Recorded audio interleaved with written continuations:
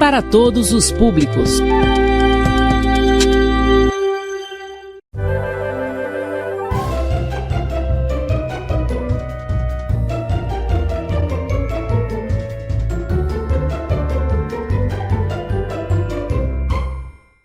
Bom dia, meus alunos do 4º e do 5º ano, mais uma vez aqui de volta com vocês nesse segundo semestre. Tenho certeza que vocês estão com a cabeça bem tranquila, fresca, realmente descansaram todo esse mês de julho nas férias, curtiram, brincaram, que sei que vocês fizeram muito nessas férias, brincaram muito, tenho certeza. E vocês estão certos de ter feito isso, tá certo? Pois é, nós estamos de volta hoje com o nosso Escola em Minha Casa Projeto de Vida, é um programa executado pela Prefeitura Municipal de Rosário em parceria com a CEMED. E hoje nós vamos ter em Geografia a evolução da população brasileira, a densidade demográfica, vamos também ter a evolução da agricultura, a mecanização da agricultura, né? Aí, nós em História nós vamos trabalhar um pouco sobre a chegada dos portugueses e os indígenas no Brasil e também as religiões politeístas e monoteístas nos povos antigos. Então, mais uma vez, estamos com o nosso programa Escola em Minha Casa, Projeto de Vida. Então, chegue aí, chame seu irmão, seu primo e vamos cuidar com o nosso programa. Nesse primeiro bloco, vamos trabalhar com Geografia para o 4º e 5º ano.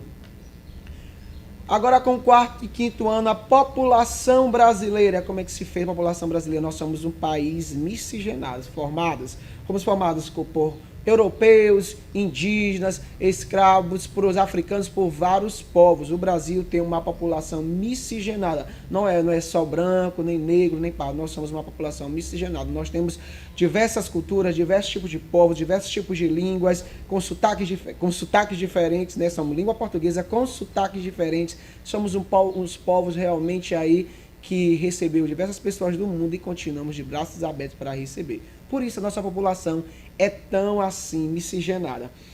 E falar um pouco sobre a população brasileira, nós vamos trabalhar um pouco sobre as maiores populações do mundo. O professor colocou aqui vegetação que entrou aqui, eu não sei como, mas aqui vamos trabalhar sobre os países mais populosos do mundo. Já trabalhamos isso com o 5º ano, agora com o 4º ano, vamos falar sobre as maiores populações do mundo. Primeiro lugar, vamos relembrar, China com mais de 1 bilhão e 400 milhões de habitantes, muito populoso. Índia com mais de 1 bilhão e quase 400 milhões, quase ultrapassando a China, seguida pelos Estados Unidos com mais de 30 milhões de habitantes. Indonésia com seus 280 milhões de habitantes. Em 2020, o Brasil foi ultrapassado pelo Paquistão, que chegou a 220 milhões de habitantes. E hoje, o Brasil, nós ocupamos a 6ª colocação como os países mais populosos do mundo, com mais de 212 milhões de habitantes, segundo a estimativa do IBGE de 2020. Somos um país populoso, né? E aqui, quanto que nós somos, professor?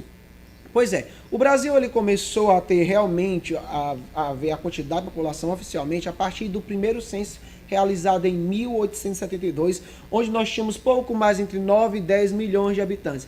Depois nós fomos crescendo, chegando ali aos seus 17 milhões de habitantes, logo depois seus 30 milhões, e em 1940 chegamos a 41 milhões de habitantes. Aí, em 1940, estavam na Segunda Guerra Mundial. A partir da segunda metade do século XX, com a industrialização brasileira e com a alta natalidade, a população brasileira tipo que explodiu em crescimento populacional. Saímos de 40 milhões em 1940 para mais de 90 milhões em 1970. E chegamos em 2020 com uma população de mais de 212 milhões de habitantes. Muita gente, né? Professor, o Brasil é muito populoso, porém pouco povoado. Como assim? Vamos descobrir isso com a densidade demográfica. Como é que se dá, como é que se faz essa densidade demográfica. E também com uma população um pouco mais distribuída.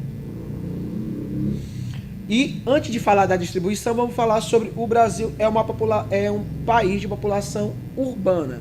Até 1940, apenas 31 pessoas de 100 moravam na cidade. Como assim, professor? Ou seja, de 100 pessoas de um determinado município, apenas 31 moravam na cidade? Sim. 69 moravam no campo. Resumindo, na zona rural, na área realmente onde domina sítios, onde tem bastante quintais grandes, tá certo? Com a industrialização do Brasil, onde tinha mais oportunidade de emprego e também a mecanização do campo, surgiu o quê?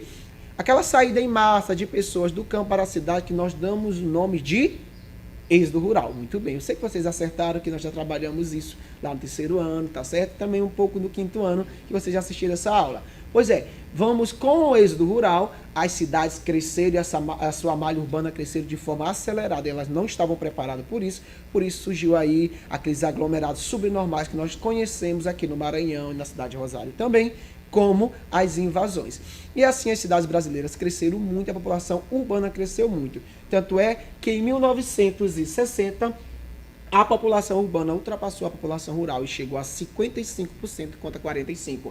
Em 1980 nós já éramos 66% contra 34%, e em 2010 nós éramos 84% da população morando na zona urbana e apenas 16% morando na zona rural.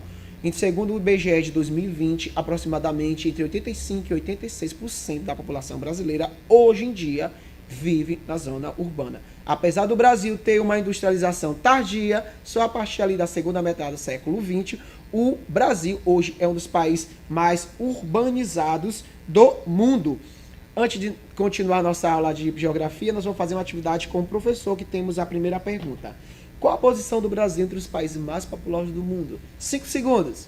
5, 4, 3, 2, 1. Acabou. Aqui 5 segundos é rápido. Pois é, exatamente. A 6ª colocação. Nós somos os 6º país mais populosos do mundo. Em breve seremos ultrapassados pela Nigéria, provavelmente nos próximos 3 anos, e nós seremos o 7º. A população brasileira é mais rural ou urbana? 5 segundos. 5, 4, 3, 2, 1. Só se 5 segundos é rápido, né? Aqui todo mundo é rápido, vocês são muito inteligentes. Pois é, nós somos mais urbanos. Segundo o último censo do IBGE realizado em 2010, nós temos aproximadamente 84% da população brasileira morando na zona urbana. E isso, o último censo oficial. As estimativas de 2020 mostram que nós temos entre 85% e 86%. Distribuição da população brasileira, ela é de forma irregular. Mas por que, professor? Gente, isso depende do contexto histórico. O Brasil foi colonizado por onde? Pelo litoral. Por que pelo litoral? Nós não tínhamos estrada, nós tínhamos rodovia, nós tínhamos ferrovias e tínhamos o que naquela época? As grandes navegações. Eles chegavam através dos oceanos. Então eles chegaram ali onde é Porto Seguro, depois foram se distribuindo pelo litoral brasileiro com a produção da cana-de-açúcar, né? Ali com as capitanias hereditárias, e nós já trabalhamos isso em história. Então, a partir daí foram surgindo as primeiras cidades, como Filipé, que é o João Pessoa, Salvador, que é a capital da Bahia, e a nossa primeira capital, e o Rio de Janeiro, que foi a nossa segunda capital. A partir daí, as cidades foram surgindo, principalmente no litoral e com as vilas. Só a partir dos bandeirantes que foram surgindo núcleos urbanos no interior do Brasil, ali como Cidade Mariana, Ouro Preto e Cuiabá, capital de hoje do estado do Mato Grosso, né?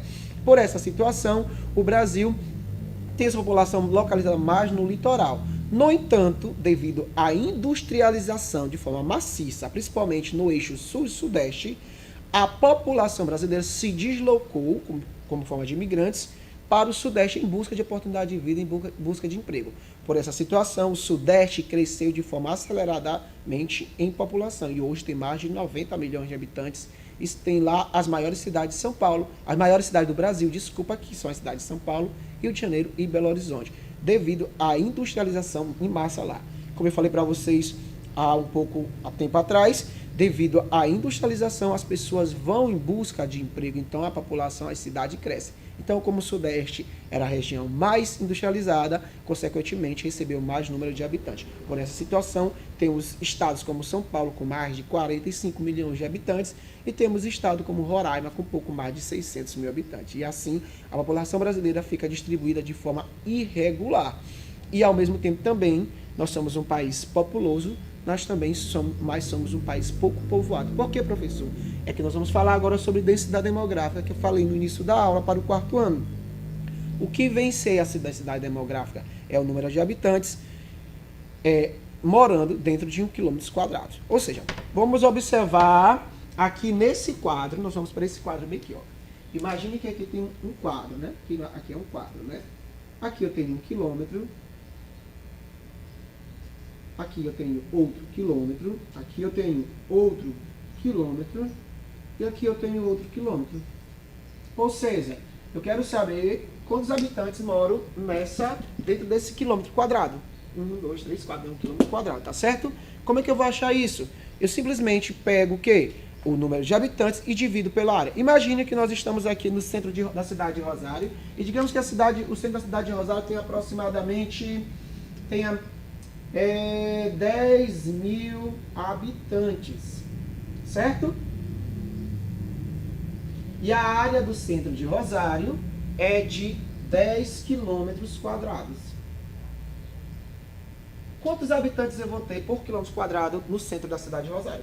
Muito fácil, eu vou cortar um zero e o outro zero. Então, 1000 dividido por 1 vai dar 1000 habitantes por quilômetros quadrado. Então, professor, como eu chego a essa população de densidade demográfica? Eu divido o número de habitantes por área. Então, a exemplo do centro de Rosário, tem 10 mil habitantes, dividir pela área de 10. Então, 10 mil por 10 dá 1000 habitantes por quilômetro quadrado, tá certo? Então, professor, eu posso dizer que é muita gente morando no centro de Rosário? Sim. É um bairro com uma densidade demográfica alta, certo? É isso que nós vamos falar aqui sobre alta densidade demográfica. É aquela área que tem um elevado número de habitantes morando dentro de 1 quilômetro quadrado. E que vem a ser uma densidade demográfica baixa? É aquela localidade que tem poucos habitantes morando dentro de 1 quilômetro quadrado. Por exemplo, digamos que o Brasil tem aproximadamente 24 habitantes por quilômetro quadrado. Apesar de ser o 6º país mais populoso do mundo, mas ele é pouco povoado. Então, o Brasil tem baixa densidade demográfica. Tá certo? E aqui nós vamos observar, segundo o IBGE, né, de 2015, a população brasileira, que era de 204 milhões de habitantes, tinha apenas 24 habitantes por quilômetro quadrado. Ainda tem situações piores em regiões do Brasil, como a região norte, que tinha pouco mais de 17 milhões de habitantes, tinha apenas 5 habitantes por quilômetro quadrado. E a nossa região mais povoada e densamente é a região sudeste, e aqui em 2015 tinha 85 milhões de habitantes e tinha mais de 93 habitantes por quilômetros quadrado.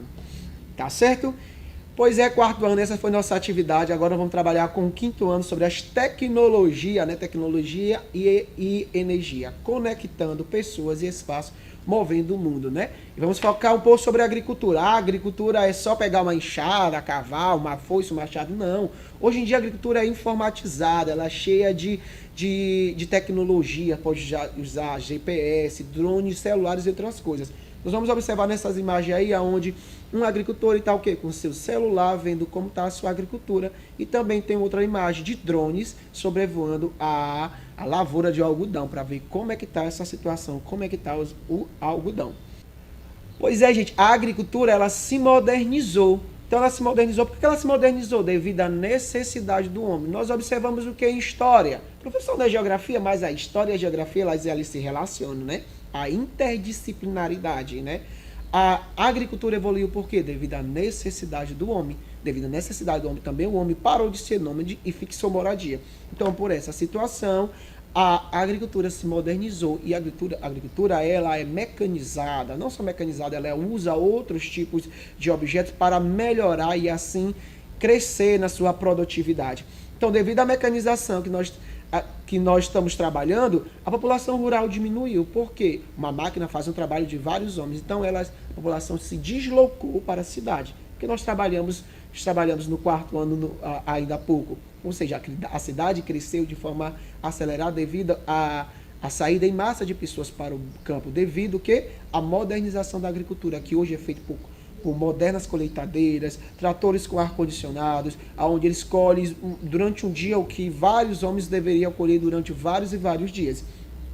Mas a modernização da agricultura ela vai para além das modernas máquinas de colher e de plantar. Ela também se usa o quê? Se usa GPS, se usa drones para saber como é que está a temperatura, se tá além do que é necessário, como é que está a situação das pragas, de ervas daninhas, como é que eu posso fazer ali para pulverizar a minha lavoura sem que eu use grande quantidade de trabalhadores. Posso usar aviões, por exemplo, e também drones, para que dessa forma eu possa estar observando como é que está a lavoura, a agricultura ali na minha fazenda, né? na nossa fazenda, tá certo? Além disso, eu posso observar toda a agricultura, a lavoura, a minha lavoura pelo meu celular, através de GPS, através de modernização de equipamentos modernos que a agricultura hoje, que o campo hoje usa para melhorar a qualidade da sua produtividade e assim também elevar a quantidade da produção. Então, a gente está chegando ao fim a nossa aula de geografia. Nós temos atividade em família para o quarto ano na página 78, 79 e 81 e para o quinto ano na página 90. Então, Deus abençoe e até a próxima aula. E no próximo bloco vamos trabalhar a história com geografia para o quarto e quinto ano. Tchau, gente!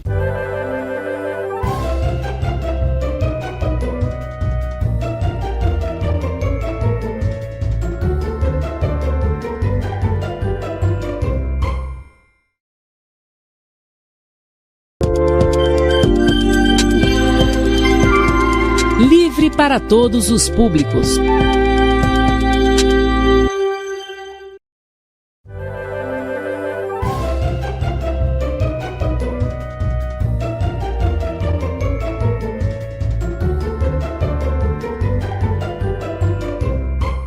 E aí, meus alunos do quarto e do quinto ano, estamos on mais uma vez com o nosso programa Escola em Minha Casa, Projetos de Vidas.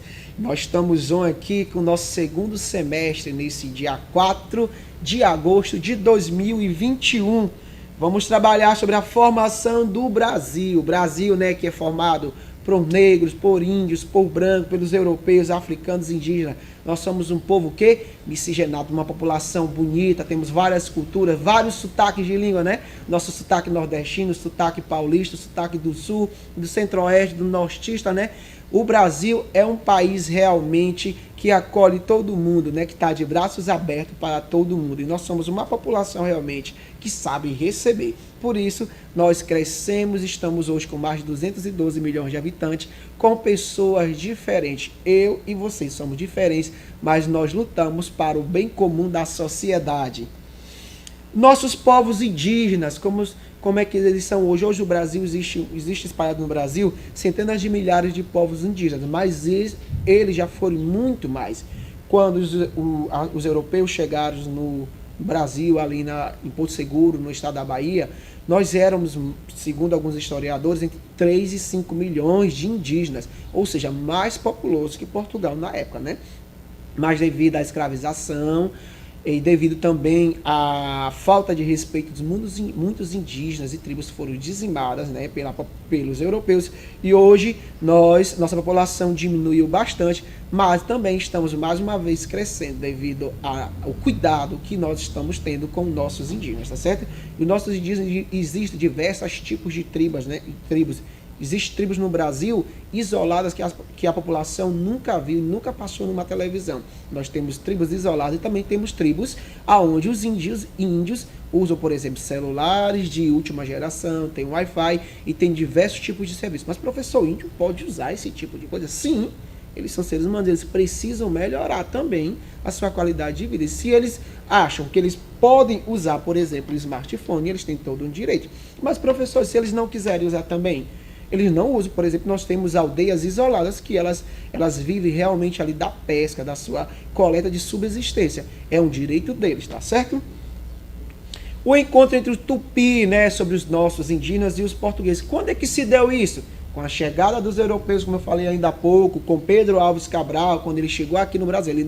Ele não descobriu o Brasil, gente. Quando ele chegou o Brasil já existia e tinha milhões de pessoas morando aqui no Brasil, né, os indígenas. Então ele chegou aqui e teve aquele encontro. Professor, mas essa chegada dos portugueses aqui no Brasil não vieram dar danos, impactaram a população indígena? Sim, porque os europeus, eles trouxeram alguns tipos de doença que os indígenas não conviviam com elas. Então, por exemplo, uma simples gripe poderia levar um índio também ali a óbito. E com a chegada dos europeus, os indígenas foram escravizados ali porque eles trabalhavam o dia todo tirando o pau-brasil da nossa mata atlântica, né, que foi destruída, por apenas, digamos, um espelho, aquele famoso escambo, né? Eu te dou um espelho e você trabalha o dia todo para mim, tirando a madeira da mata e levando para as embarcações. Então esse conto foi o primeiro contato ali com a chegada de Pedro Álvares Cabral e toda aquela população que veio de Portugal para o Brasil em 1500, no dia 22 de abril de 1500. Tá certo? Então, quarto ano, essa foi a nossa atividade de aula de História. Vamos continuar agora aqui com o quinto ano, com a vida na Antiguidade, como é que se dava, como era, como é que dava a vida na Antiguidade e também a cultura e religião deles, né? Então nós sabemos, já trabalhamos, que eles acreditavam em vários deuses. Vários deuses, professor. Como é que nós damos ao nome a uma pessoa que acredita em vários deuses? Também como é que eu dou um nome para uma pessoa que acredita em um único Deus? Nós vamos trabalhar nisso daqui a pouco, tá certo? Porque nós temos uma imagem sobre alguns tipos de deus da antiguidade, alguns em forma, né, de gato. Mas por que gato? Lembram, né, que para os egípcios, os gatos significavam que a fertilidade, que eles viviam bastante, e também eles tinham bastante filho, então era a fertilidade, então eles tinham o gato como deus, né? E temos também ali as pessoas cuidando de outra ali, como se estivesse pintando, passando algo no rosto. Pois é, alguns deuses egípcios eles tinham forma de animais e de seres humanos também. Além disso, também os deuses gregos tinham formas humanas, que nós vamos trabalhar a partir de agora, a religião na Mesopotâmia e no Egito. Como era que era a religião na Mesopotâmia e no Egito? Vamos focar primeiro na Mesopotâmia. Eles eram politeístas. Professor, o que era politeísta? O que vem ser politeísta? Vocês não perguntaram para mim agora há pouco, professor, qual o nome damos a uma pessoa que acredita em vários deuses? Pois é, ele é politeísta. Ah, então politeísta é uma pessoa que acredita em vários deuses? Sim. Os mesopotâmios, eles acreditavam em diversas divindades, então eles eram politeístas e eles se destacavam porque eles colocavam seus templos sagrados grandes no meio da cidade, como podemos observar nessa imagem, né? Nessa imagem temos o que? Um templo religioso, onde eles ofereciam oferendas ali aos deuses, tinham cultos, realmente eram dias e dias de festas, para que eles pudessem ali homenagear os seus deuses. Então eles tinham grandes templos localizados no meio das cidades. E como era dos egípcios, professor? Os egípcios também eram politeístas. Ele tem aí, ó, podemos observar que há essa comparação entre Mesopotâmia e Egito. Eles também eram politeístas porque eles acreditavam em diversos deuses. Os deuses da água, porque eles eram muito ligados ao rio Nilo, né? Os deuses do sol e aí por diante. E também tinham os deuses também de animais. Por exemplo, existiam deuses com a feição ali de gato, como nessa imagem, como também já foi falado. Professor, e como que era a vida após a morte? Para eles, após a morte era só uma passagem, aonde eles passavam ali por um julgamento por um Deus, até chegar ali e voltar de novo eles ficavam prontos e ficavam como os deuses, as divindades. Professor, e quando eles morriam, levavam alguma coisa? Sim, os egípcios acreditavam que quando os deuses deles morressem, né? Quando eles morriam, eles poderiam levar, por exemplo, ouro, algo que era muito importante para eles aqui, para que eles pudessem levar, depois que passava por toda essa passagem ali de purificação e julgamento, para a sua próxima vida. Então podemos ter aí um elo, né, entre os egípcios e a Mesopotâmia, onde eles tinham o quê? Eles eram politeístas. Politeístas é o quê? Aquelas pessoas que acreditam em vários deuses.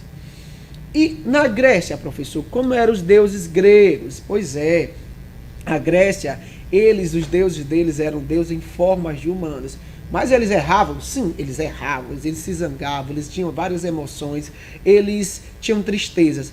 Tinha uma única diferença de nós seres humanos, para os deuses gregos. Qual é? Porque eles eram imortais. Nós somos o quê? Mortais. E eles eram muito poderosos, eram deuses muito poderosos, né? Como os deuses, Poseidon, Zeus, o deus lá dos céus, né? Poseidon, os deuses dos mares. Eles eram muito poderosos e estavam ligados ao quê? À natureza. Tinha os deuses ali da floresta, o deus do sol, e por aí vai. Eles tinham imagem e semelhança do ser humano, com todos os diversos sentimentos que os seres humanos têm, além que eles erravam também e acertavam, mas eles eram imortais, tá certo? E as religiões monoteístas, professor? Pois é, existia também nos povos antigos religiões monoteístas, religiões monoteístas no Oriente Médio. Como assim? Eram aquelas pessoas que acreditavam em um único Deus. A exemplo dos povos hebreus, que eles acreditavam em um único Deus, tá certo? E no Oriente Médio existia quais as religiões, as grandes nessa época já? Existiu, depois começou a existir o judaísmo, logo depois o islamismo, e o cristianismo, logo depois o islamismo. Então são as três grandes religiões. O judaísmo, o cristianismo e o islamismo. São religiões monoteístas, mas que é um assunto que nós vamos trabalhar na próxima aula, ou seja, dia 11 de agosto. Hoje nós trabalhamos aqui para o 4º ano, falamos sobre o encontro dos tupis, dos indígenas, da população indígena no Brasil, encontro dos indígenas com os portugueses, e também nós trabalhamos com o 5º ano sobre as religiões da antiguidade, na Grécia, na Mesopotâmia e no Egito. E na próxima aula vamos falar sobre as grandes religiões monoteístas na antiguidade no Oriente Médio. Nós temos a atividade em casa, que nós vamos sentar em família neste tempo de pandemia. Não é nada melhor do que sentar, não há nada melhor que sentar com a nossa família e conversar sobre o que nós aprendemos aqui na nossa aula de história, sobre a formação dos povos brasileiros, sobre o encontro dos tupis, dos indígenas, com os portugueses, com os europeus, e as religiões da antiguidade. Então, já estamos chegando ao fim de mais uma aula, nossa primeira aula do 2º semestre. Estou muito animado, eu tenho certeza que vocês estão muito animados também aí de casa.